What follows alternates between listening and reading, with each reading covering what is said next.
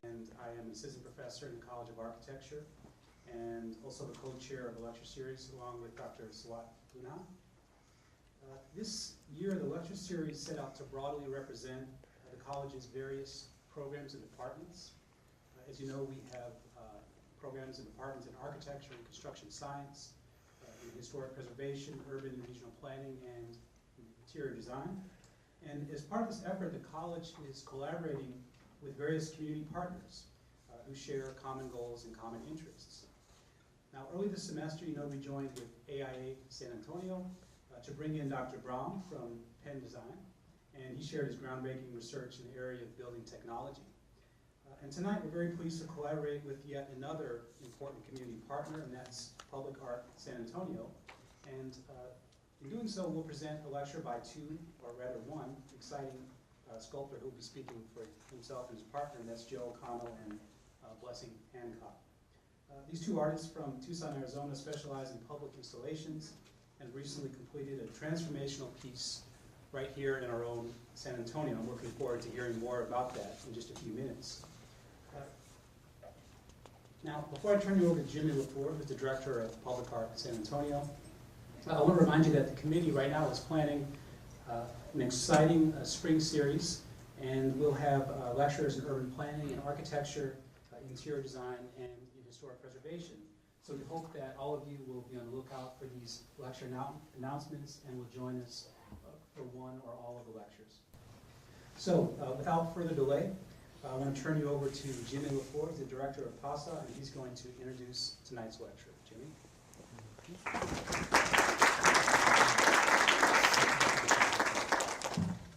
Hello, thank you for having us. Thank you, Ian, for introducing us.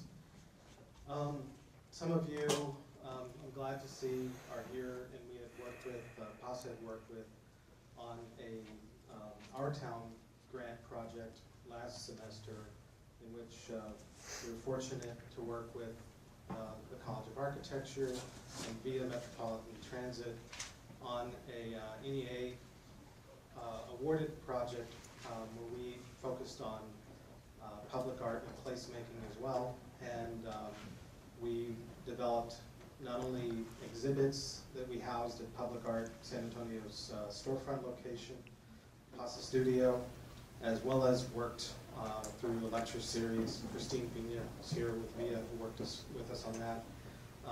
And in addition to the lectures, design charrettes, and it was very, very fulfilling for us to work on, and we're very happy to be brought back to be part of this lecture series tonight, and we're very proud of the project that we have been able to complete with Joe O'Connell and Blessing Hancock. I want to briefly introduce their background to you before we begin. I'll begin with Blessing, who is unable to join us tonight, and certainly we look forward to working with her and Joe in the future and bringing her back to San Antonio. Joe Blessing, in addition to her background in art, she has a background in master planning. Looking through her resume, many projects in Colorado and Tucson, Arizona, where they're based on. She was involved with master planning, and I think that that is an integral part of placemaking, as we'll begin to discuss in the future tonight. Blessing owns the art and design company Skyrim Studio, Inc., which focuses on public art. Her degrees in sculpture and landscape architecture have influenced her work in the public art field. She has contributed to design team projects throughout North America and has an extensive experience working with community groups. Many awards throughout the past 5 years or more dot her resume. We're most proud of the award that she, as well as Joe, and Public Art San Antonio received earlier this year at the South by Southwest Eco Conference through a Place by Design Award, the first annual award competition, which is part of an international award program, and we won in the category of transformative design for the project recently completed here, Ballroom Luminoso, which I imagine we'll see some about tonight. The Blessing's background also is in landscape design and community planning. She received a Master's of Landscaping from University of Arizona in 2006, where she also had received her Bachelor of Fine Arts in Sculpture. Switching to Joe, his employment is through Creative Machines. It's a 14,000 square foot fabrication facility in Tucson, Arizona, where they employ 10 artists, designers, and engineers and craftspeople. Their shop is set up to support comprehensive prototyping and fabrication. Smart, inquisitive people and extensive CNC capabilities give them the ability to explore innovative materials and processes.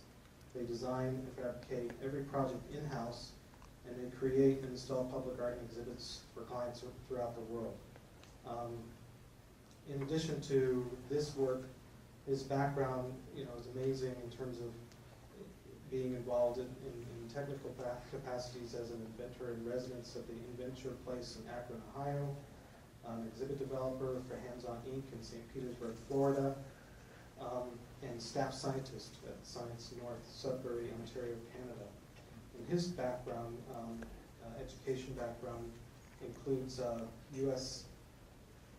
University of California, San Diego graduate program in Sociology Science Studies, Princeton University graduate in the program in History of Science, University of Chicago, History, Philosophy, and Studies of Science and Medicine, and Rutgers University Honors Program, double majoring in Physics and Philosophy.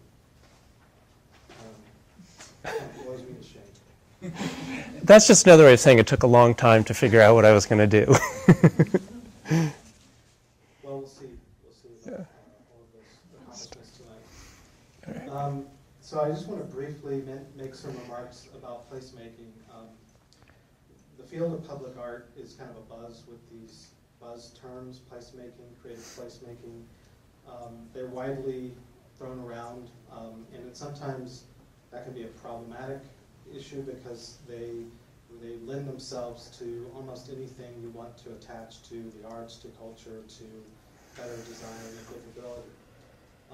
A good place to look at a definition for creative placemaking comes from Ann Markison with Markison Economic Research Services. They did a white paper for the Mayor's Institute on City Design, which was a leadership initiative of the National Endowment for the Arts in partnership with the U.S. Conference of Mayors and American Architectural Foundation.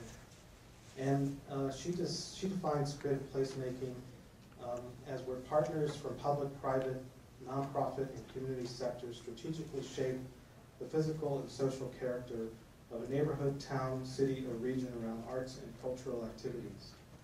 Creative placemaking animates public and private spaces, rejuvenates structures and streetscapes, improves local business viability and public safety, and brings diverse people together to celebrate, inspire, and be inspired. Some of the challenges for creative placemaking involve the difficulty in forging partnerships where they don't exist, countering community skepticism, assembling adequate financing, clearing regulatory hurdles, ensuring maintenance and sustainability, avoiding displacement and gentrification, and developing metrics of performance. And those are challenges not only for placemaking, but for public art in general. But successful creative placemaking brings the following. They're prompted by an initiator with innovative vision and drive. They tailor strategy to distinctive features of place. They mobilize public will. They attract private sector buy-in, and they enjoy supports of local arts and cultural leaders, building partnership across sectors, missions, and levels of government. So in public art and placemaking, these are where these two efforts are making a convergence of sorts. The artist is responsible for the conceptual design, their passion for the work of art and the body of work that they create. Above and beyond that, they're expected to meet all of these lofty creative placemaking goals so often. And public art programs are really serving to try to do what we can to bring those qualities out of the artist above and beyond their studio practice and their professional practice, and see if to what extent all of these community aspirations can be met, if they can be met. And so hopefully today, as Joe presents some of the work that he and Blessing have done, we can see and start to maybe enter a dialogue and some questions afterwards where we think about how successful we can make projects here in San Antonio. And I believe that it's so critical to have education start to raise these questions so that as practitioners out in the field, you all are prepared to help make these projects into reality. So with that, I will ask Joe to come up and give us a great show. Thanks. Well, thanks for taking time out of your studies. I will repay that by hopefully giving you a very interesting talk. I'm going to move fast. There's a lot of pictures. And even though I do have an academic background, I'm going to just do a few slides with words to sort of talk about the argument for placemaking and how that leads into public art, and then it'll just be pictures. So, Blessing and I met in 2008, and we like to say we're makers. We're very hands-on, but we move, we like to say, from the conceptual to the material and back and forth. And that's the real challenge, is to mediate between ideas and things. We met in late October 2008, exactly at the point of the stock market crash. So all the work you see has mostly been done in an atmosphere of trying to find very clever solutions to intractable problems that you can't just solve by gold plating anymore, which, if you look at the build-up to the crash, there was a lot of just inflation. There was the idea that we're going to that everything is going to be like Bilbao. We're going to just throw money at things and we'll have places as a result. We've had to work with very tight budgets, and in some ways that's made our work more interesting, and it's made our world more interesting. So we soldiered on, and we decided to make a career out of public art. I had 10 years ago started a company that I own, and that's where we operate out of, Creative Machines, where we design and fabricate museum exhibits. And so even though I hadn't heard the term placemaking actually until we were working on a project with an NEA grant by that name, I was used to meeting with communities to design museums, to figure out how to make the physical infrastructure for strangers to get together, for families to interact in positive ways, for people to have unexpected experiences that draw them out of their regular everyday experience. And we've done a lot of work in Europe. There's actually a few dots missing from the map. We did a big project in Egypt, throughout North America, of course. And we built interactive exhibits, rolling ball sculptures, and some highly electronic interactives, some electromechanical, computer-controlled mirrors, and just had built up a facility that can make things with manual and CNC machines. I'm also a bit of a tool collector, as well as having spent too much time in academic studies. I can't say too much time. I just knew when the time was right, but it took me many years to get there. So we have this fabrication shop where we make things. That's Blessing. Normally we present things together, but she's in Palo Alto because we have an interview tomorrow morning. And we take our projects from start to completion, and a lot of times we observe how people interact with them, and then we change the design. So there's an argument about why placemaking is critical that I think has 4 steps. And I'll just go through this. This is one of the few slides with words. So first is the importance of urbanism. Most Americans live or work in cities, and whether cities succeed or fail has a huge impact upon most of our nation's economic activity occurs in cities. Cities fail and succeed at the level of individual places, but this scale largely goes ignored. And then a space is a physical description of a piece of land, but a place is the emotional attachment to the piece of land that people have. And then placemaking is designing places from a people-centered approach. So if you follow the argument backwards, it says that the economic health of the entire nation depends on how we design people's emotional attachment to places. And it's an argument I accept, actually. But we're artists, and while many agencies contribute to placemaking, and the community is a reciprocal agent in placemaking with various public and private partners, art is just a part of it. And the purpose of my talk is to talk about how does a person as an artist fit in with this. It's just pictures of work to come. So I'm not going to dwell on this.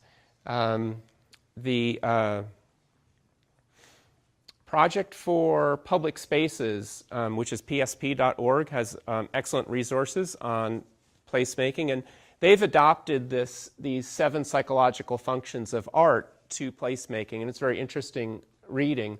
What it comes down to a lot is the reliance on artists to make judgment calls about what should be included, what gets left out, and also for artists to make some of the difficult choices that we're going to tackle some difficult topics that it might be hard for official agencies to do, and that's sometimes the role of artists.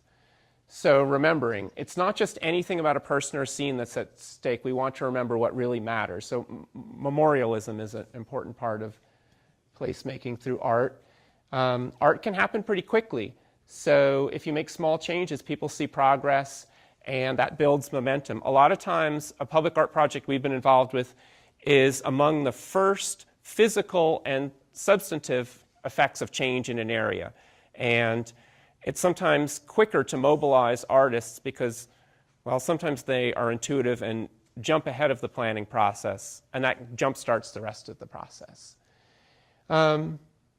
Sorrow, and that's an interesting thing. Art has a long, rich history in how to deal with difficult topics, and despite the sunny optimism of most public dialogue, there's a lot of sadness and pain in people's lives, and art has resources for dealing with that many other public institutions do not.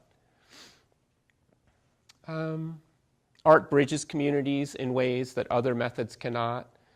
Self-understanding is pretty obvious. One of my favorite quotes is this one about growth. Besides inviting deeper knowledge of our own selves, art also allows us to expand the boundaries of who we are by helping us overcome our chronic fear of the unfamiliar and living more richly by inviting the unknown.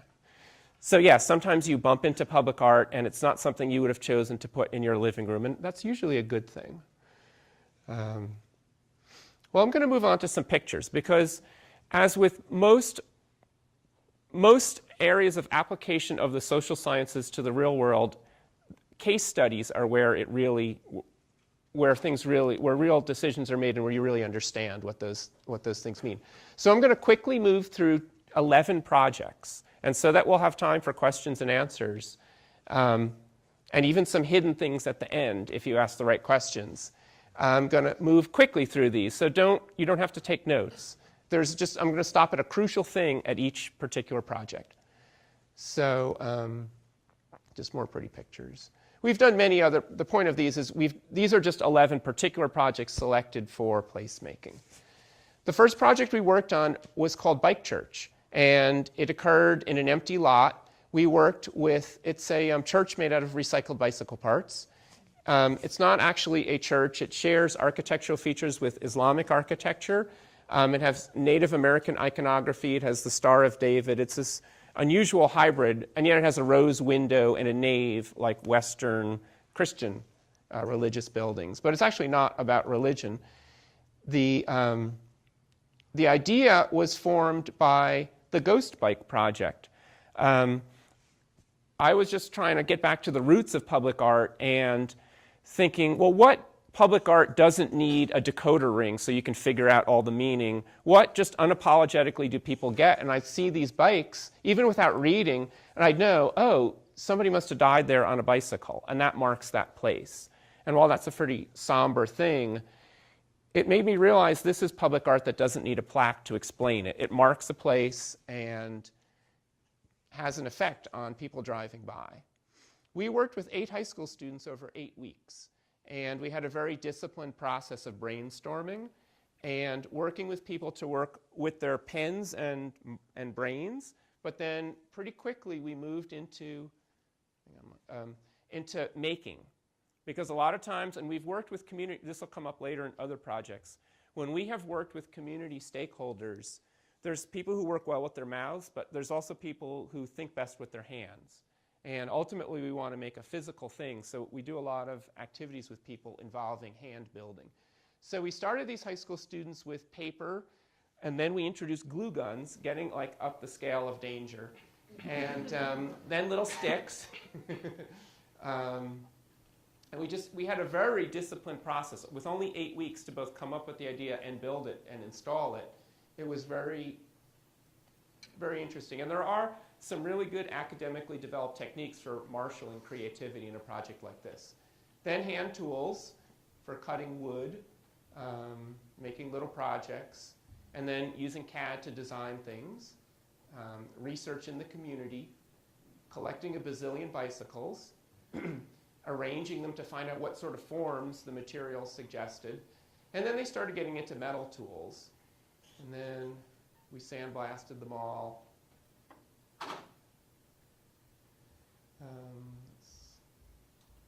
Us working with the high school students. Meeting with community groups. We had a difficult time with some members of the community where the project was installed, and we use that as a process to work through that with the students. I'll just go through this quickly. So 8 weeks later, we had a project that we installed, and it has many components. It has people climb on it and play in it. There's been a wedding in it. It's been up for 4 years.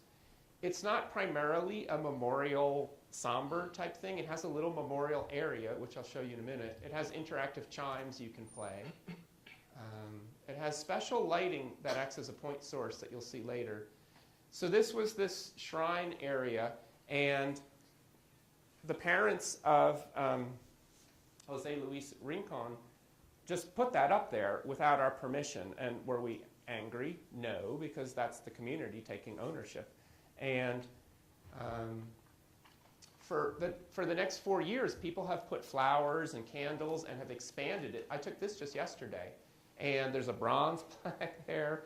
This was after a rainstorm, and someone must have been there just this morning because all that stuff was fresh. So it's really been adopted by the community, and they've even raised funds, and they're turning it into a park, what had been an abandoned lot. And then the real, I guess, the coup de grace to let you know you have created a place is that when one of my employees was shopping for a house, on the page listing the house, which happens to be in this neighborhood, they show a picture of it and said, "You'll be in the Bike Church neighborhood." So that's when you know it's a real place, is when it's used to advertise real estate. So we had another interesting set of challenges when we did a project for Texas State University on the in San Marcos, not very far from here. So this is an interactive sculpture that you climb in, on, and around in called Fish Bellies. Students get in there and they can control the color. They have a lot of very fine control. Each individual cell, you can control the inside and the outside color and the brightness. And it's meant to be a place that both respects individual space, but is also encourages social interaction, which is sort of a metaphor for the college experience. So we were just sort of thinking psychologically of what it's like to be in college, and just on the street on the way to our shop, there's this stack of concrete pipes. And, I'd be driving along and trying to think of ideas for sculpture. And every time that stack of concrete pipes would catch my eye, and I'd think, you could do a lot worse than that. There's something about that, these individual units that are huddled together. So that became Fish Bellies. We did a lot of testing. This is graffiti. So we got like the best Krylon for plastic, and we sprayed it deep into the grooves. And then we had a poor intern have to clean it. But it only took him about 20 minutes, and he was able to clean it. We did a lot of testing with lights. I'm not sure how much to concentrate on the nuts and bolts of making public art or the theory of how they fit with their community. But testing to see how the lighting effect would work, always bringing our minds back to what is it like to be a student. So it was just adopted immediately and loved by the students. It's won a few awards, and it's only been up for a few months. But what was interesting is what made me realize that this space needed this. Every space needs something, and it's not complicated. You need a place to sit. You need a reason to be there. Sometimes you need shade from the sun. You need interest. It needs to feel safe. There's a list, and this place already felt safe. It's a very safe college campus. But there were no students in here. We were installing, and this courtyard was empty. This is at the height of the school year. I think one student walked by there the whole week, and I just thought it was puzzling. And I talked to the RA, and they said, well, there's like no place to gather. And so they were all in their rooms, peeking through the blinds, working on their Facebook pages. And not because there's anything wrong with the students, there was just no like central place to gather. In the lobby of the residence hall, there were like a few benches, and people would gather there. But it's like they needed more. It's like drops of water vapor in the air looking for that bit of dust to congeal on to form clouds. You needed to put something there, some excuse for interactivity. And the minute they were installed, students just flooded out and went all over them. So that proved to be a good choice, putting the missing ingredient in. Something fun, interesting. Like you can interact with that person you've had your eye on, but it's very hard to just walk up to a complete stranger and say, hi, you look interesting, I'd like to meet you. It's so much better if there's an object there. And that triangle of person, person, object is a big part of placemaking, is creating the physical structure to support social interaction. So that'll come up later.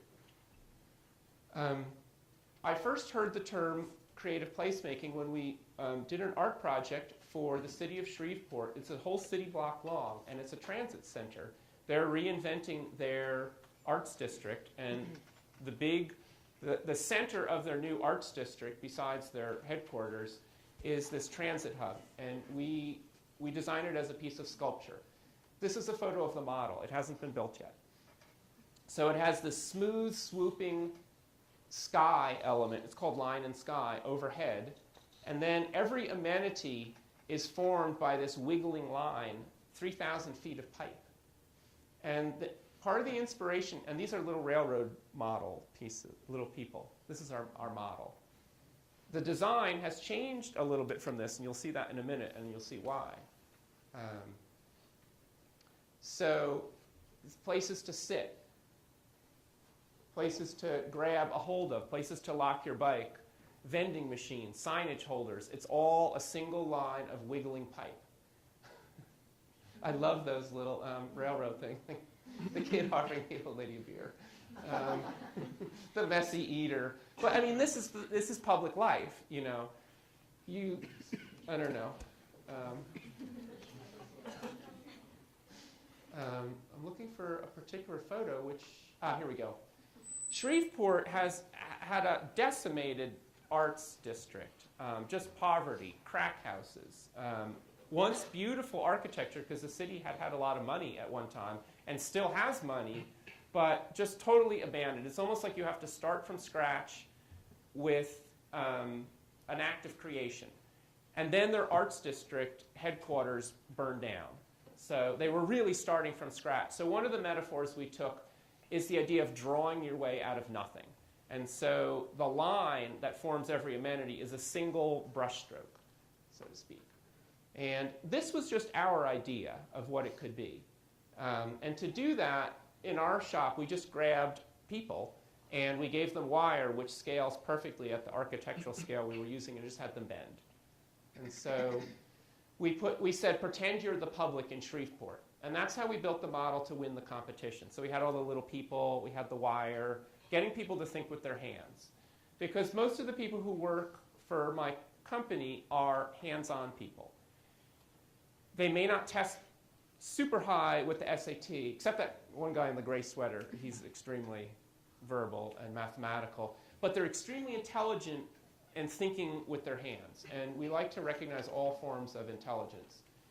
And so they were very good at thinking up ways people could interact with their environment. So we did that in-house. And then we built the model. Then we won the competition. And then we went to Shreveport and we did a week of workshops with the public. And we had everything from youth groups to Alcoholics Anonymous to church choirs to every stakeholder for a 5-mile radius around there went in a week-long sequence. We did probably 100 of these sessions, and we collected hundreds of little wire models that everyone who did one put their name to and contributed to us. And these all go into a case at the end. But then we took all of those models that people had made, and not all of them, but as many as possible, and using our artist's discretion, we built them into the final design, which is now a CAD drawing package waiting to be built. So the design changed, the overall idea was the same, and the idea, which the NEA supported with the placemaking grant, is that this place will be the start of of the renewed arts district. Starting with the idea of when you have nothing, what do you start with? You pick up a pen and you start drawing. Shreveport is a big oil and natural gas mining, so they're really familiar with pipelines. So this is also has that double metaphor of making out of pipe. I have a few projects we'll move through quickly. I want to respect your time for questions and answers. So we had a project. This was actually just myself, because I had applied to it before Blessing and I met. The city of Tucson had a streetscape that was once a very walkable, it was a real place. There's wonderful pictures of flappers from the 20s coming out of the performing art hall down at the end of the street and spilling out into bars and people just having a grand old time on the street. It was a pedestrian-friendly, walkable destination with several important buildings. And there was a beautiful Carnegie Library. That bricked over facade there used to be a glass atrium of one of the Carnegie Libraries where people would read and spend pleasant afternoons. So this is the street partially restored because there was a fire in 1929. There was a renovation, and the street was widened to make way for parking, which the city didn't really need, but it just became more motorized, and people never walked here. So this was Tucson had just lost its big downtown redevelopment effort, Rio Nuevo. The whole thing fell apart, and there was a lot of political fallout, and people were feeling very bad. And so the city needed to do something to show that it could still do projects that were worth doing. And so I made this griffin. And there had been griffins on the back of the library, and they were just destroyed, not in the fire, but in the renovation. And so it was sort of symbolic that we brought them back. So I set these footprints. Actually, let's go back for a second. So the griffin was on the corner. There are now footprints in the sidewalk as he walked down the street. He crossed at the crosswalk and then jumped up onto the pedestal. So we built some stuff into the infrastructure. And at the end of the street, right about where I'm standing, there's a plaque explaining the architectural history of the street and where the griffins used to be and saying, look for the footprints. But to work as public art, it also has to be, a bright, that's kind of an imposing picture. It doesn't usually look like that. A bright and welcoming destination. And there's so much art in Tucson that's just terracotta and sage and kind of looks like it just wants to disappear back into the desert, that it just felt in 2008 when we had this horrible downturn and the city is feeling horrible about not being able to really bring a project through, that we need something a little more vivid than sage. So that's where the bright orange color and the metallic flake paint came from. And it also had to be something that if you didn't know the architectural history and the griffin, that you were still interested. And it's minutes after the mayor spoke at the dedication, kids were climbing all over it. So it's a popular downtown thing. And I want to show 3 photos that tell the history of a typical history of a public art project. Tucson's Griffin, $31,500 public art part of road work. And then you flip to that page, and then they say, is it worth it? And never mind that it costs twice that just to put a traffic light in. There's all this online voting. So the paper likes to stir up controversy. And a lot of people were critical of the money spent. And I don't know, they just like to stir things up. So, and a lot of people said, why are we spending money? We should be spending it on police and firemen and teachers. And if we want to discuss that later, we can talk about what are some of the arguments and how you apportion those values. So this was 2009. The commission was in 2008 and was installed in early 2009. A year later, this is a school, a charter school in downtown Tucson that has adopted the Griffin, because their mascot is the Griffins, Greenfields. And so every year they take a class picture there. So it's becoming a part of the ritual of this school. 2010. There's a girl having the first ice cream cone of the summer with Toby the Griffin in the background. Now it's a part of, it's a central feature of downtown where you can meet and hang out. So it's gone from being, why are we spending money on this, to this is just part of our environment. And that's a successful story of placemaking. How are we doing for time? Because I can move through some of these more quickly. Okay.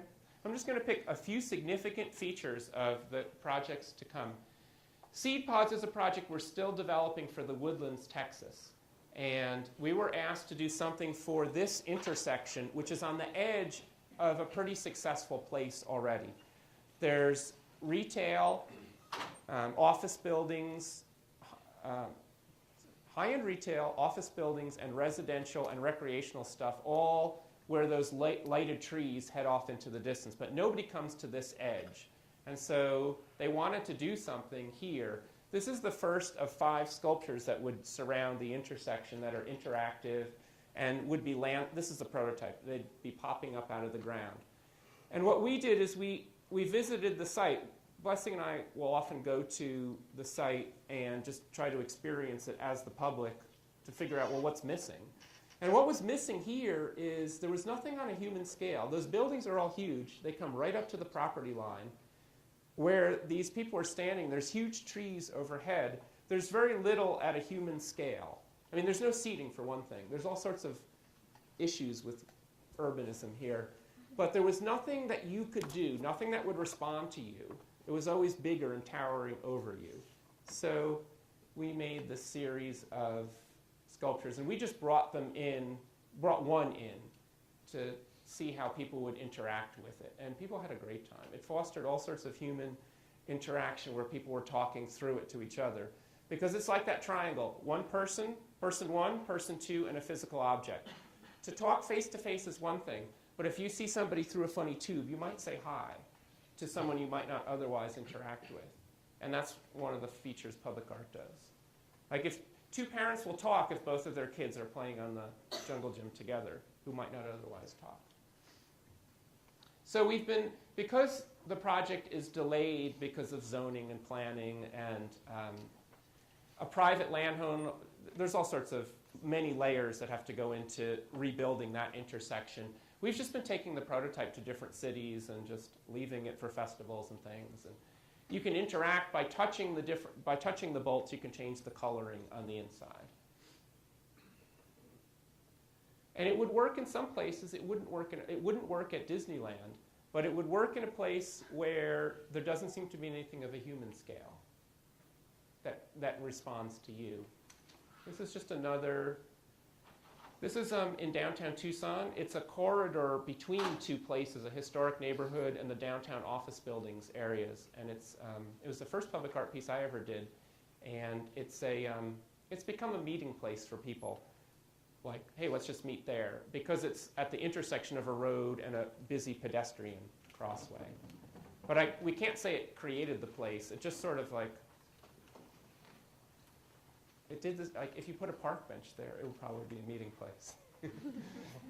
Sometimes, public art doesn't have to change the world to be good. This has an internal structure that is illuminated. It has some interesting features. It has, It does a different color scheme every night of the week.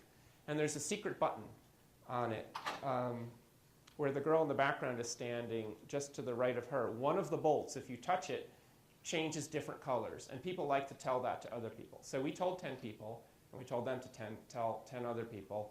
And a year or so ago, I was downtown in the evening, and somebody said, hey, let me show you something. And I said, oh, what? He says, if you touch it here, you can change the color. And I thought that was really cool. And I didn't tell them that, yes, I knew all about that. But it was interesting how that circled back. And that's one feature of it. People like sharing secrets.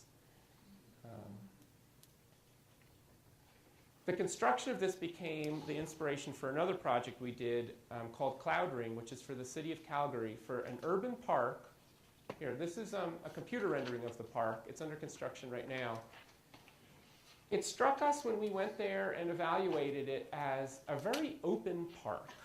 Like, not a lot of nooks and crannies, no little special places in it. I don't know. It just seemed a little bit cold to us. And we learned about the Chinook. So we've designed this ring that you enter into. And it's modeled on the Chinook cloud formation that descends over the Rockies and can raise the temperature of the city by about 20 degrees. It has very distinct edges and swoopy curves.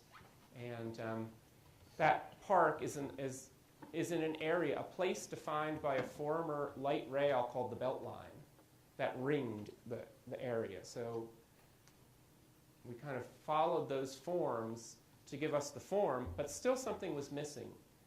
So this is the form. It'll actually be elevated a little bit more. It has more interesting texture, almost like a living thing on the outside.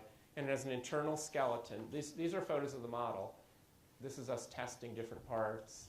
And here's the internal skeleton under construction. This is us heat forming the acrylic that forms its cladding. And this is us just starting putting the cladding. It's about half finished now. But still something was missing. And a lot of times I would think, well, it's a cool form, but what does that space really need? And we've had a lot of dealings with the people in Calgary, and we kind of sort of feel what maybe they need psychologically. I mean, that's very arrogant to say, but it's the artist's job sometimes to make those decisions that it's not possible to make through a bureaucracy. And it almost seems like they needed a comfortable space to pop into that was special and where you could show off, and they needed a lot of color. If that's a city that needs a little more color and laughter and dancing, it really is. So we invented this interface where you can hold your cell phone up to it, and if you're playing a music video or something, that sensor reads the screen of your cell phone and wraps that around the whole sculpture. So you'll be able to stand in there and then do that, and then we'll be making a lot of colored sequences. So just something a little fun, but fun in a big, powerful, all-around-you way, or you're controlling it. I could go on, but that was the last decision we made after the form was made. And then this, of course, is our own Ballroom Luminoso. I can just tell you some of the thoughts that went into this. It seemed like a very ideal space, but not yet a place when we went there. That's that distinction back to the beginning. A place is a space that people attach emotional thoughts to. If you did something there, or you had something happen to you there, or it depends upon you, or you had a strong emotion there, all the ways that people attach things to places. So it made us feel like we could transform it into a ballroom because of the formal elegance of the columns and the concrete work above. It was probably one of the best freeway overpasses I've ever seen. Beautiful concrete work, and deserves a little more elegance than it was currently getting, or a little more respect for its elegance. So we used recycled bicycle parts, and we used imagery from the Mexican La Loteria, but we adapted them to bicycles. That's a really big iconographic thing in Tucson and in Mexico, where I visit many times a year. And that seemed like a fun thing. Ballroom dancing is both Anglo and Latino, and it's both high and low culture. It seems like it would be the sort of cultural touchstone that could bring people together. So it was important to do something that had some presence in the daytime and then was bright enough that even without complete pitch darkness, it would transform the space. And it went together wonderfully because of all the work that PASA and people with the city and county did to make it happen in such a short time frame. As budgets go, the number of dollars per area was very small. So one of the things we had to do is figure out how do you cover such a large area with a low budget, or low per square foot. And we use light for that. So we've developed these light sources that cast very sharp shadows to transform a space. So it's both a metaphor for transformation, like that single bright shining light in your soul. If it's really bright and really knows, if you latch onto the truth, it'll take you anywhere. There's some connection between this light and that thought, that a really intense source of light casts a clear shadow of any distance. And then very practically, it can transform a big space without a lot of money. And that was developed that idea came out from a project we did called Wondrous for a public library just north of Tucson. It's these scrims made from words, from phrases from books in the library's collection that we analyzed, which were the most popular. And then we used the world's brightest LEDs to shine through them. And it really transforms the architecture without having to physically hang stuff on the architecture. So the metaphor, of course, is that you think you're making your own way in the world, but language and culture imprint themselves upon you. Your thought patterns and the way you express them, a lot of it is the words that you were told as a child, the words you've read, the words you heard in school. But we use this computer program the way we arrange them with the nouns, verbs, objects of the sentence, and prepositions, so that as you read certain phrases, you would jump from one phrase. You might start reading from Harry Potter, because statistically that was checked out a lot, and then you jump to the book of Genesis. You might start reading Dr. Spock's Advice on Children and jump into a phrase from Danielle Steele. You can rearrange those cultural imprints on you in a new way. So even though it shines on you and imprints itself upon you, you can move around and stand in different words and rearrange that. Somebody said, more than one person has complained, I see satanic messages in there, to the front desk. So we have a handout that explains all the phrases and all the books they came from, where they are. And for me, it was a metaphor. When I was student age, I was in the library till like 3 a.m. I was reading fiction, nonfiction. It was all swimming around. It's all one big truth. And you're making your reality and your world from the elements that you're picking up in the past. You're free to recombine them, even if you can't escape them. I'm just going to say one thing about this project. It's a giant stainless steel cocoon on a bicycle path, so you can go through it and feel transformed. A lot of the form came from, there's a neighborhood to the north that's very modern. Everything is solar powered. They're ultra modern. They want some non-representational symbolic artwork. To the south is a very traditional community that wants rusted steel depictions of saguaro cactuses. And so, how do you deal with difference like that? And you learn to understand the kernel of what each side is respecting and see if there's something that they might share in common. So, we said we will do something natural, but do you really want an agave plant? Nature makes perfect agave plants. Why should you hire an artist to make an agave plant that will not even be as good as nature makes, or a saguaro, or heaven forbid a cocapelli, with a kerchief, which is sort of the stereotypical Southwestern art. So we had to do something natural, but for us, when we looked to nature, and then the site was basically an empty lot. It's down here. There was nothing there. It's just the two neighborhoods on either side of it. So when we look at nature, we try not to look only at like the whole and make something that size. Not that there's anything wrong with it, but people already see that. They're already numb to that. So we look more closely at patterns and try to change the scale and try to reawaken people's senses. You know, the flower or the mathematical relationship between the little buds, which follows the Fibonacci sequence. So we took a cocoon because it's natural, but we totally blew up its scale, and we chose the moment that the chrysalis has emerged. This isn't a great model. Anyway, you can kind of see it here, half submerged in the concrete. The idea is you enter the narrow hole, you feel this feeling of enclosure, and then you burst through the open end.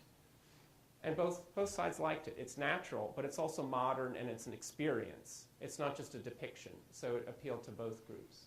And now they can talk to each other again. This is the last project. For the city of Palo Alto, they're redoing their community center, their library, and their community garden.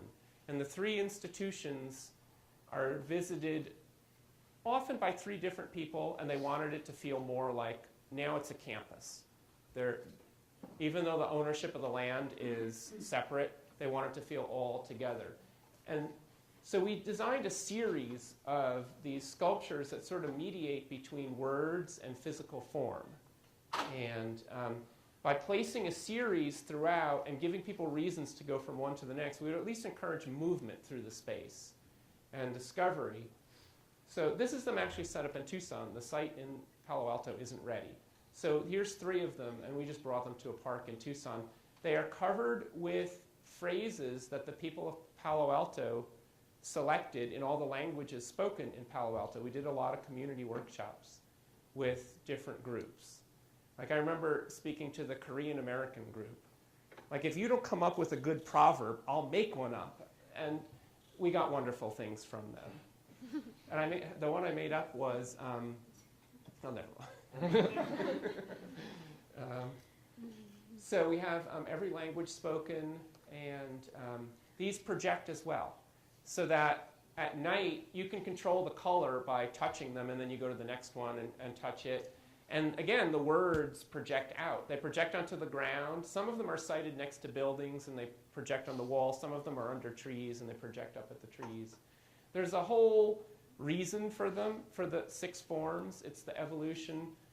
It's all about growth and evolution. I don't want to get into the meaning, but the idea is that they're a series on a campus with words picked by the community, and also, and some of them provide seating.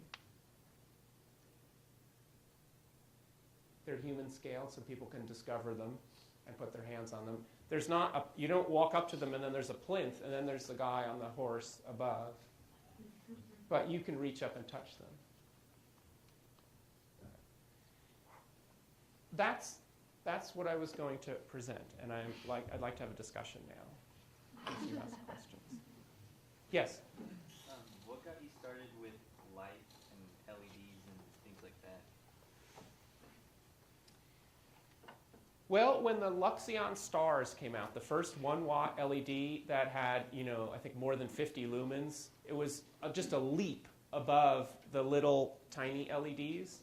And I was just excited, and I'd start experimenting with them. I had some leftover acrylic from a museum job, and I was just playing with that. Light offers the chance to transform bigger spaces than the thing itself.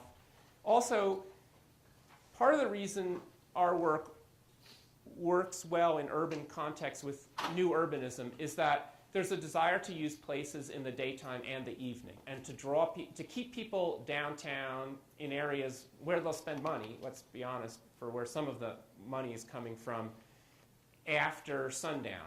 And so making sculptures work day and night has been a challenge, and if you think about it, there's not a lot of precedent for that. Typically, a sculpture is an opaque surface and light is shining on it. And then we're making surfaces that either light emanates out of, or you can see into them some of their internal structures they light up. And some of our research efforts now, we're making probably the world's largest 3D printer to make gigantic acrylic sculptures with a real internal structure. are to exploit the idea that you can see into them and discover some of the inner things that make their smooth surfaces work. And so light dovetails with some initiatives that are part of new urbanism, and it's an artistically an interesting new frontier. And of course, they're energy efficient. They last a long time. There's a lot of practical reasons. Yes? You talked a little bit about one of your projects imitating a natural pattern. Mm-hmm. You mentioned the Fibonacci series. Is geometry or imitating natural forms of geometry something that you strive for or utilize much in your projects? I think so. Blessing and I, we're both interested. There's an interesting difference between us. Blessing likes simple, pure forms. I like to show the complexity that underlies them. And I'm always saying simplicity is an achievement. It doesn't normally happen. So we have slightly different takes on it. But we're really interested in the mathematics of biology that underlies it. You know, the feeling of power you get from understanding a simple rule that then suddenly explains a lot of complexity is pretty powerful. We're interested in that. Every base human emotion, greed, power over the natural world, everything has some root, I think, in something an artist can use. And the feeling like, oh my goodness, I don't have to study all those things. I know the mathematical rule by which all those little scales get on the lizard. We're doing a project right now for Japan that's caused me to study how fish scales form. And it's always a great feeling when you suddenly can reduce complexity to simplicity. I just think you can't take shortcuts. I don't like some of the art of the 80s and 90s, like some swoopy stainless steel thing that I feel doesn't mean anything.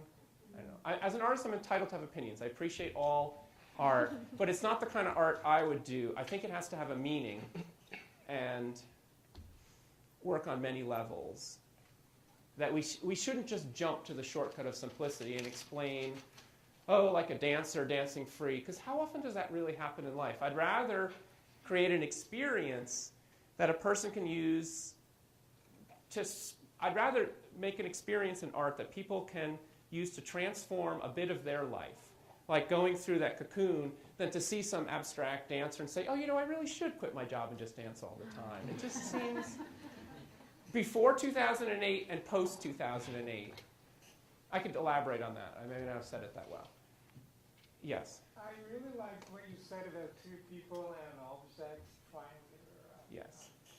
And you also said in the context that it may not work in the Disney world, but it works in a certain situation. And so I'm looking at the images you're presenting. There is this, certain degree of the spectacular and spectacle aspect. So I'm wondering how you would sort of find the balance between that this is too much spectacle, in this context it's imperfect, kind of. A lot really depends on the site. It very much responds to the site. The project we're working on in Japan right now, actually, where are we for time? I could show a few pictures. These are projects where the design is pretty much set, but I'm going to zip through. This is a project that failed. But you haven't asked me about failure yet. I'm working on this project for the rooftop of a mall in Japan where we built a ball machine sculpture for the interior. And I love going to places where I don't understand the language or the culture and just observing for long periods of time. So this is probably the most refined mall. It just opened. It's the pilot for a series of malls that will be built throughout Japan. I've never seen such meticulous joinery, such a complete control over the lighting throughout the space and the way the whole experience is branded. This is the rooftop. And so people move through this space and they find themselves on the rooftop congregating. And they don't know what to do up there. And so I would just go up there. I had a few days, and I didn't speak the language, of course. I know how to bow and to smile. And I would watch these kids. There's some landscaping lights, and there's a big white wall. And the landscaping lights, some of them would shine toward the wall, and the kids would find that they could make big shadows on the wall. So one kid's walking along and the other kid does like this over his head.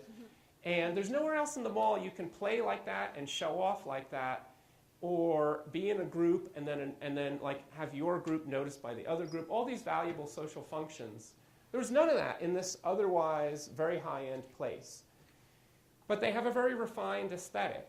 So we were asked to come up with a sculpture idea for the roof. And so the idea I've come up with, this is, the mall is, actually the city is like this lecture hall. The mall is right down by the water and the train station, and on the hill is Himeji Castle, which is a UNESCO World Heritage Site. And Himeji Castle is a masterpiece of layering and interlocking and of art applied to defense.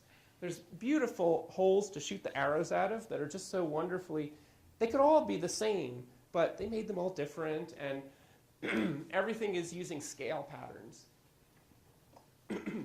So these are some of my working drawings. See, somewhere I have the picture of the actual sculpture. Oops. This is, I'm not that organized. I was working on this just yesterday, really. So there's a beetle, the Kuwagata beetle, that is a popular pet, and it's the inspiration for many samurai helmets. And I'm also picking up on the V sign as well. And it's a place to sit and to plop a young person. And so the idea is that during the daytime, this will be an elegant sculpture of polished, overlapping stainless scales, like this weird mutant fish. And so we're testing. There's a prototype. There's a full size. We're building a little mock-up in mild steel. Building little prototypes. So in the daytime, it'll look a lot nicer than this. This is just cheap materials. And then at night, it'll glow.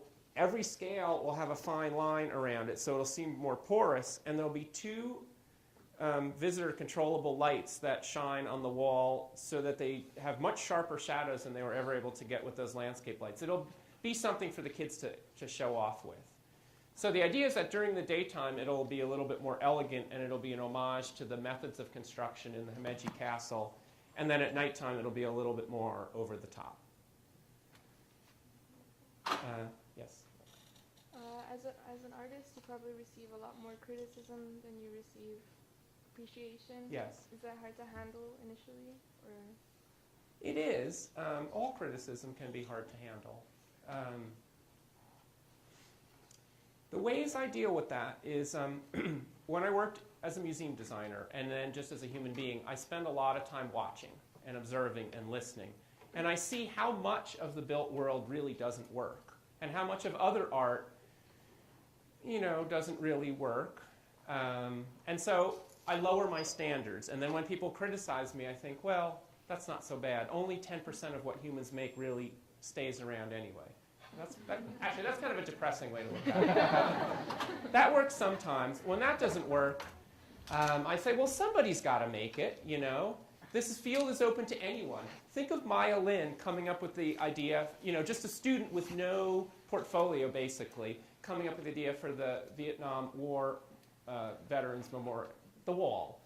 And the chance that the wonderful democracy of public art, where if you don't like it, you can propose something, and most of the competitions, they have a new panel every time, so it's not like insiders.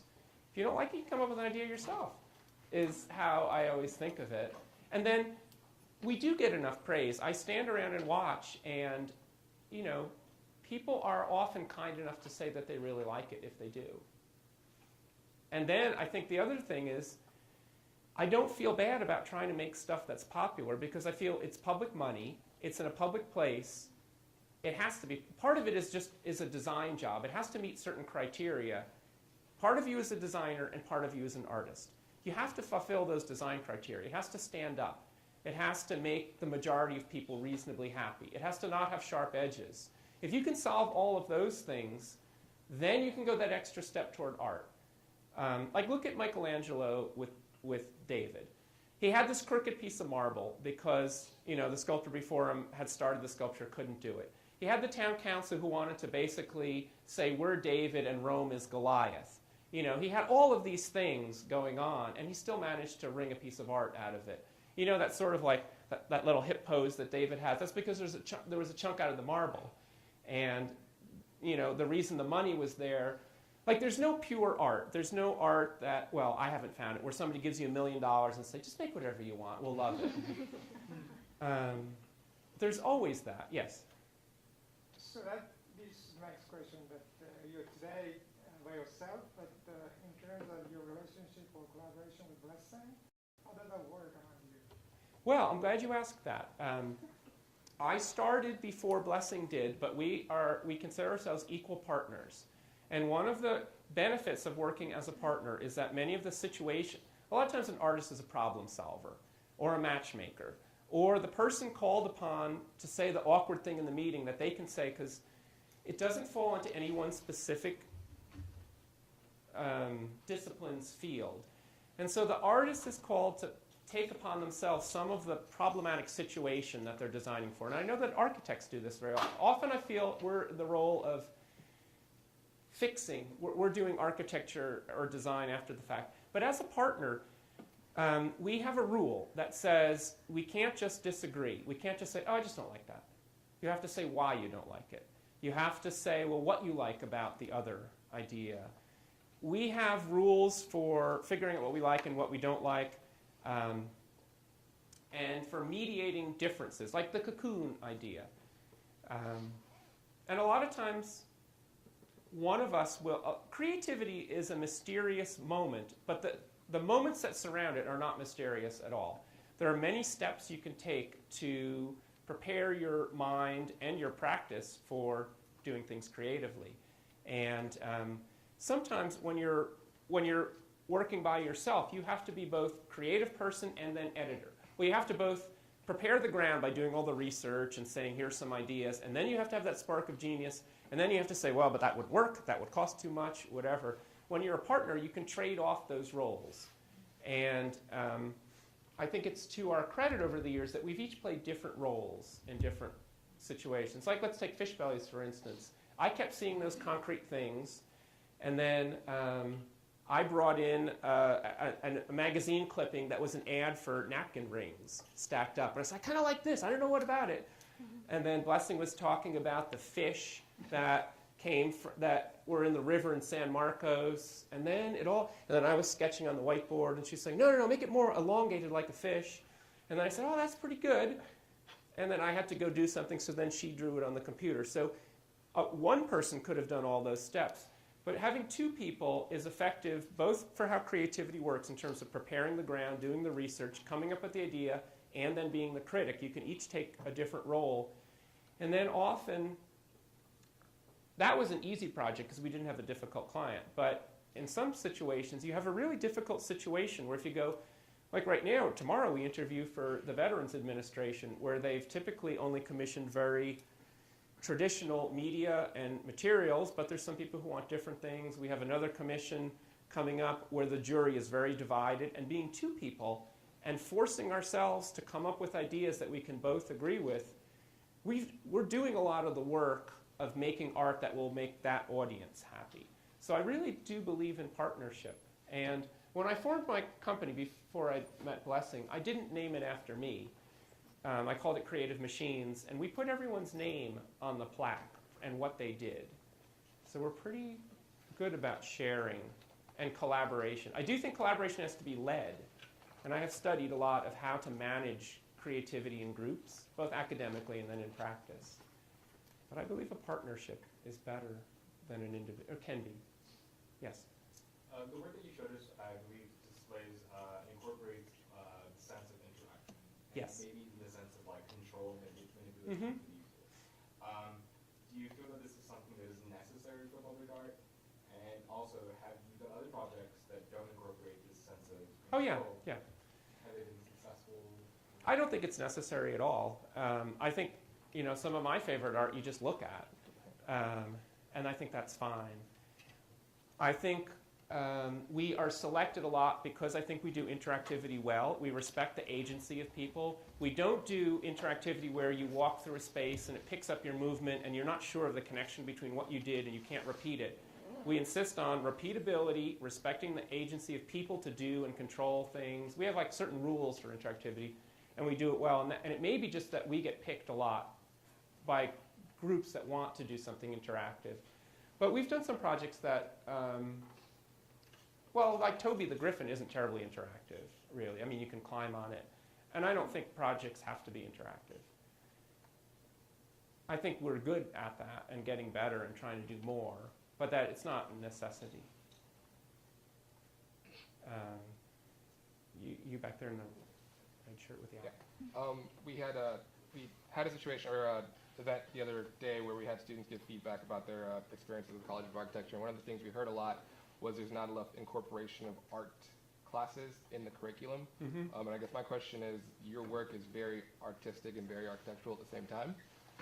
And in your opinion, where do you draw the line? Where does one end and one begin? And would it be right to incorporate that into an architectural curriculum?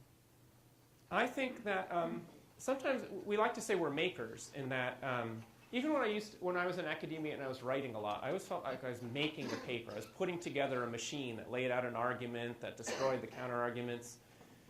And I think the idea is that we're making, and art is an approach to it that should be disciplined, but at some point draws on intuition and allows itself. Art is kind of like architecture with extra permission. Like the permission to ignore some of the program, or to say that not all aspects of the program need to be treated equally. And I could almost say that that sums up a lot of art. I'm always suspicious. My sister has a degree in art history. Every time I try to define art, she says, well, that's not exactly true. But yeah, one definition of art would be, you're given a program, or you're a designer, and you subjectively say, I really think it's more important to go pretty far in this direction while slighting these other areas. And so maybe the answer to supplement an architectural education would be to give people the permission to say that not all of the elements given to you by the client in their brief need to be taken equally. I like to sometimes give an example of, like a lot of times when we're given a description of a commission, it has to, connect with people old and young. It has to bridge gaps between people who haven't gotten along in years. It has to, come in under budget. It has to be done in just a few months' time. It has to reconnect people with their inner soul that they haven't been connected to since childhood. It has to do all these things. And I think, what really does that? And then I think, well, what are some great works of art? And then let's take Michelangelo's David, for example. All it really did was make a really good use of a big piece of marble and make a symbol, made a symbol for a new approach to humanism and its potential integration with religion. It just hit the right chord, but it didn't do a lot. It didn't have the community engagement aspect. It didn't do so many things we're being asked to do that I actually think we need permission to sometimes pick one or two elements in the brief, do them really well, and not do the rest. And that's what architects should be given some permission to do. Yes? Do you use recycled material? I see that, like the bicycle church? We did. It's actually a lot of work to get that much recycled material. It's as much work as to make it, but it's a worthwhile statement. It causes people to see things in new ways. Yes? This wonderful public art it's like so much fun to play with and interact and climb on and touch and be a part of, and the meaning acceptance changes over time, and we assign meaning to it like you were saying. I'm wondering, at what point does the art then assign meaning to us? Because I think that must be a really profound thing to be a part of. Yes. And at what point does it assign meaning to us? At what point has it assigned meaning to you, the artist, and how has that informed your work going forward? Well, I'll give an example from history and then from my own practice, I guess. Like a tiny bit of that is when the guy showed me the secret button on Desert O, and how people find uses for the art. And I think that lets me realize it's not part of me anymore. I was fortunate enough to channel something that was right in the air, was to select a few. One other thing artists do is they select a few things to pay attention to instead of everything, and they happen to make the right choices.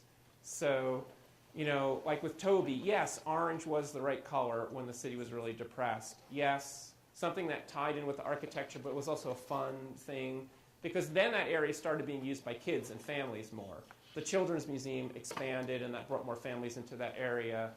Bike Church was the catalyst for the park, and people have gotten married there and stuff like that. And I feel I've made something that will live, a little past that initial creation. An interesting example is the Statue of Liberty, for instance, which was, an ambitious sculptor wanted to make the world's biggest sculpture. A recently disgraced political party in France that wanted to snub its nose at the ascendant party by honoring liberty, and a governor of New York who wanted something to do with this island and had to put this sculpture somewhere, and then Emma Lazarus with the poem who raised the money for the footing. It was like all of these things coming together. And then the identity of the Statue of Liberty is a lot of our the idea of it being in New York Harbor to welcome the immigrants coming through, and then the poem, but people forget the poem was written after the